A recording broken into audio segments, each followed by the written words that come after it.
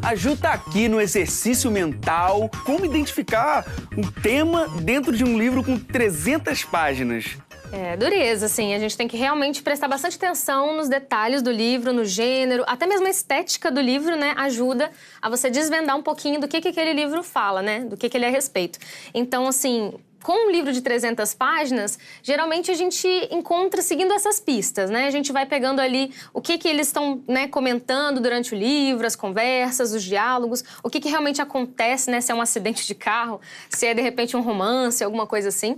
E na redação do Enem, né, foi bem interessante isso, porque, assim, a gente já tinha o tema lá, né? Tinha Sim. como escolher entre as opções, né? Eu escolhi, como eu tinha comentado, meio ambiente, e eu estruturei mais ou menos me baseando assim na ideia de que eu tinha que introduzir aquele assunto, tinha que falar um pouquinho sobre o assunto inicialmente, nos primeiros parágrafos. Depois eu tinha que argumentar, né? Falar da problematização daquele tema. E, por fim, eu teria que concluir, né? Falando, de repente, dando uma sugestão de melhoria. Isso. Então, professor, esse raciocínio tá certo, né? Tá certo sim. Tá muito certo. É exatamente isso que a gente tem que fazer. E o raciocínio é sempre este.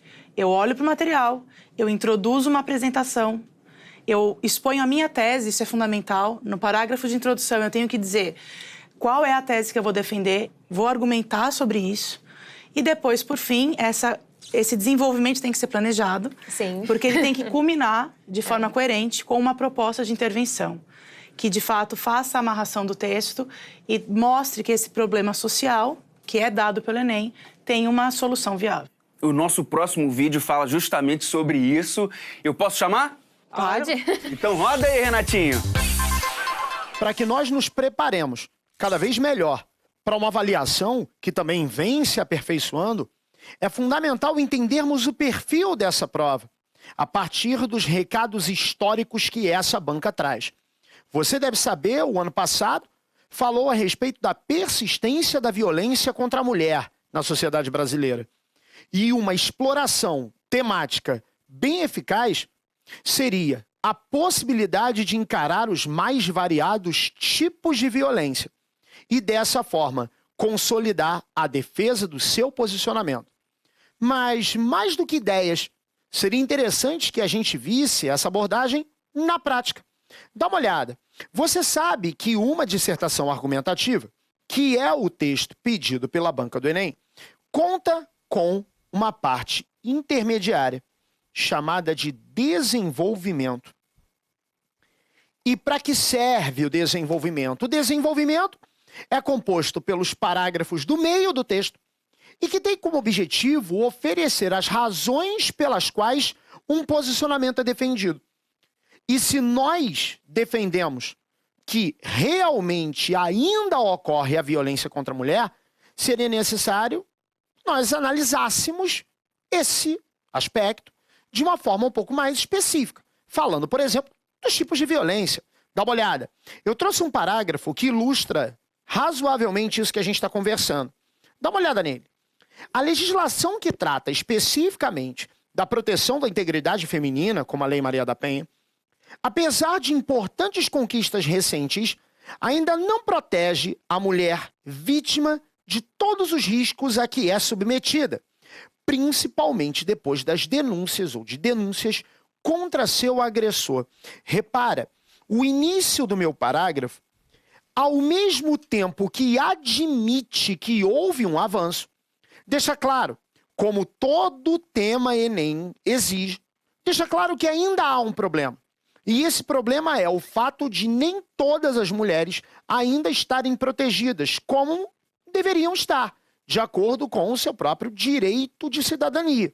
Volta lá.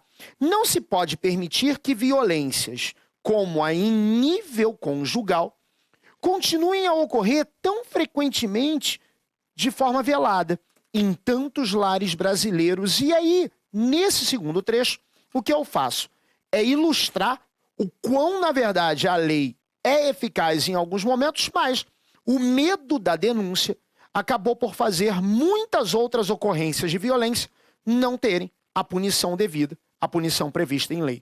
Volta lá.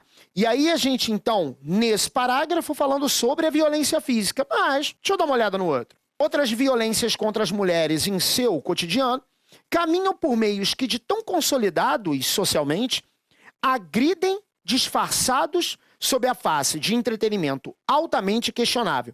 Opa, se eu tenho um meio que, por entretenimento altamente questionável, agride, agora eu já vou entrar numa violência de uma cara muito mais subjetiva, psicológica. Fecha lá. Peças publicitárias perpetuam a imagem feminina como objeto de obtenção de prazer e apêndice da figura patriarcal, estimulando inclusive o assédio, de que se tornam vítimas constantes. E nesse parágrafo, então, eu passo a discutir uma outra violência, que é a violência que não atinge o corpo, mas atinge a alma, a subjetividade e tudo o que compõe a mulher, não como corpo, mas sim como identidade. Explorar variação de argumentação é um excelente caminho para que o seu texto seja eficaz. Tá ok? Um abraço e até a próxima. Então, se eu entendi, o aluno tem que se posicionar sobre o tema. Sim, ele precisa se posicionar, mas aqui vale uma observação importante, tá?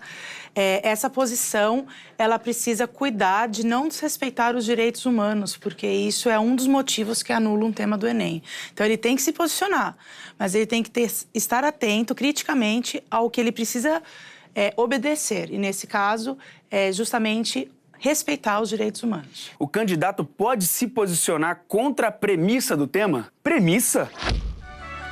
Premissa. Cada uma das duas primeiras proposições de um silogismo. Aqui encerra o termo maior, isso é, o predicado da conclusão. Aqui encerra o termo menor, isso é, o sujeito da conclusão. Pode, desde que ele respeite os direitos humanos. No último tema, por exemplo, em que se falava de violência contra a mulher, era bastante difícil você se colocar contra a premissa da persistência da violência contra a mulher, sem que você cometesse, talvez, o equívoco de desrespeitar os direitos humanos.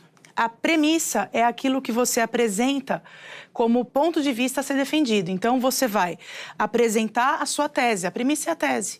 Você apresenta a sua tese logo na introdução e os seus argumentos têm que comprovar a sua tese, a sua premissa.